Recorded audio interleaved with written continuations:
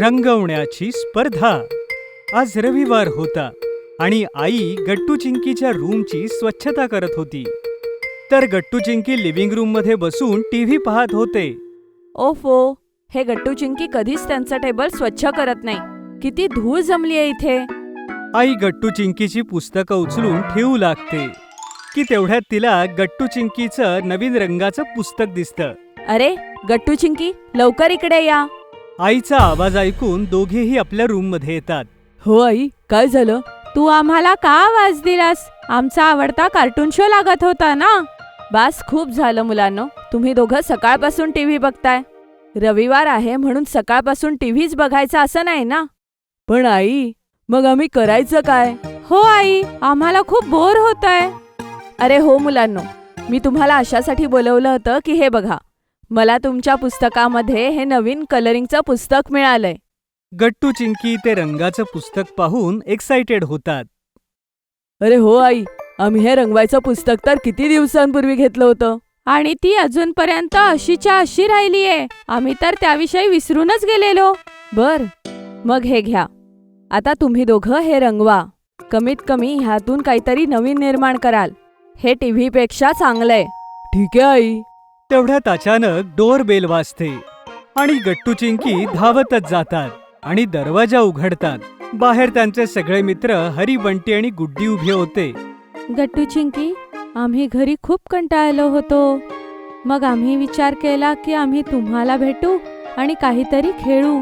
मित्रांनो, तुम्ही अगदी वेळेवर आला आहे. बघा, आईला स्वच्छता करताना काय मिळालं. वाव, रंगाचं रंगांचं पुस्तक. पुस्तक. वाव, रंगांचं पुस्तक. हो मित्रांनो, आधी तुम्ही आत तर या, मग आम्ही सांगतो. सगळे मित्र आत येतात आणि लिव्हिंग रूम मध्ये मॅट वर बसतात. मग आता आपण काय करायला हवं? माझ्या मते आपण चित्र रंगवण्याची स्पर्धा घेऊ शकतो. ह्या कलरिंग बुक्सची पानं आपण काढूही शकतो आणि शेवटी ज्याने सगळ्यात छान रंगवलं असेल तोच जिंकेल. अरे वा, ही तर खूप छान आयडिया गट्टू. पण आम्ही कोणी रंगच आणले नाहीत. अरे काळजी करू नकोस बंटी, इथेच थांब, मी आलेच. चिंकी लगेचच आपल्या रूम मध्ये जाते आणि एक बॉक्स उचलून आणते. बॉक्सच्या आतमध्ये खूप सारे क्रेयॉन्स आणि पेन्सिल कलर्स ठेवले होते. मी 3 म्हटल्यानंतर आपण सगळे आपापले रंग उचलायचे आणि आपण जे रंग उचलू त्याच्यानेच आपल्याला पूर्ण पान रंगवायचंय. तेव्हा स्पर्धा अजून थोडी अवघड होईल. मस्त कल्पना चिंकी. मग चिंकी ते कलर मॅट वरती ठेवून काउंट करू लागते. 1, 2, 3, गो. सगळी मुलं पटापट आपले रंग काढू लागतात.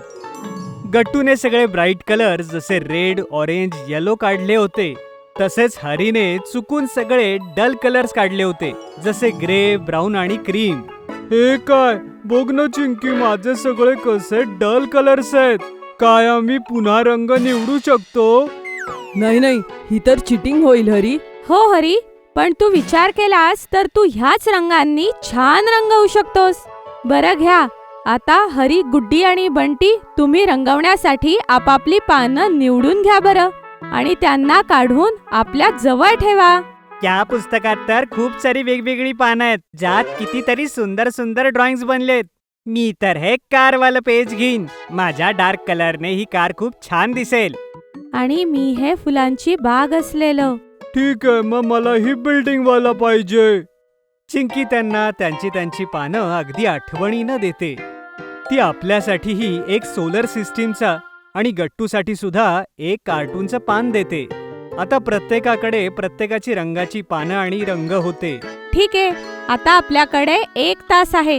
आपल्याला तेवढ्याच वेळात आपलं पान पूर्ण रंगवायचंय. ठीक आहे ना मित्रांनो? ओके चिंकी. सगळी मुलं रंग द्यायला सुरुवात करतात. गट्टू जवळ तर होते सगळे ब्राईट कलर्स, पण त्याला रेषेच्या आतमध्ये रंग देता येत नव्हता. सारखा त्याचा रंग रेषेच्या बाहेर जात होता.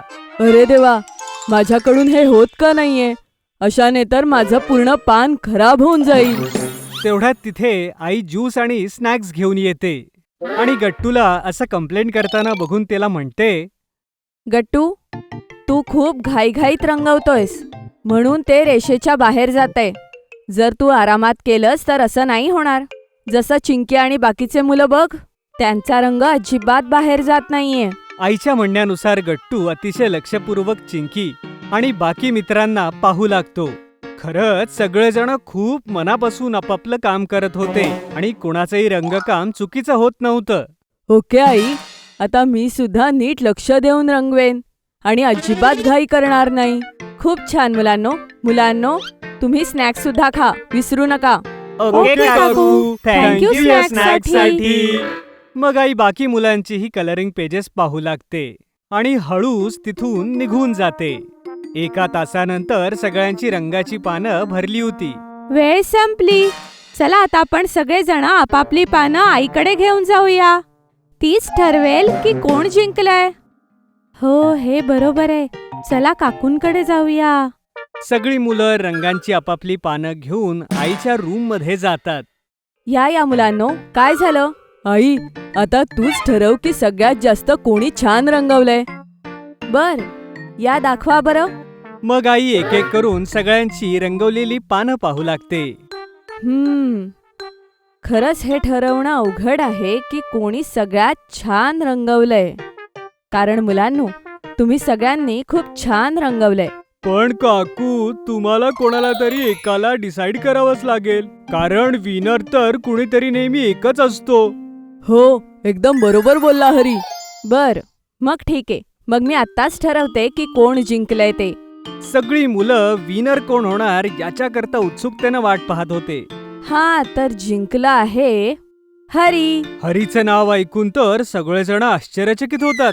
सगळ्यांना वाटत होतं की हरी विनर होऊच शकत नाही, कारण त्याने सगळ्यात सुरुवातीलाच खूप डल कलर्स निवडले होते. काय, मी खरंच विनर आहे? खरंच काकू? हो बाळा हरी, कारण भलेही तू सुरुवातीला डल रंग निवड केले होतेस, मग तू हुशारीनेच असं पान निवडलंस की ज्यामध्ये डल रंगानेच काम होऊ शकतं. आणि बघ, तू किती छान आणि नीट रंगवलंयस, म्हणून आजचा विनर तू आहेस. आईचं हे बोलणं ऐकून हरी खरंच खूप खुश होतो. वाव, याचा अर्थ म्हणजे मी विनर आहे. ये! अभिनंदन हरी. दे हरी, मलाही दाखव तुझं चित्र. हो, मलाही. हे घ्या मित्रांनो, बघा ना. मग सगळे मिळून हरीचं रंगकाम पाहतात आणि सोबतच स्नॅक्स एन्जॉय करतात. अशा प्रकारे त्यांचा रविवार खूप साऱ्या क्रिएटिव्हिटी मध्ये जातो.